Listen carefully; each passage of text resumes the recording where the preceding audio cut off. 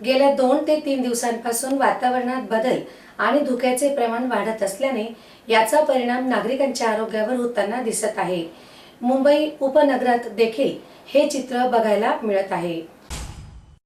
गेल्या 2 ते 3 दिवसांपासून ढगाळ वातावरणासह धुक्याचे मोठ्या प्रमाणात चित्र पाहावयास मिळत आहे।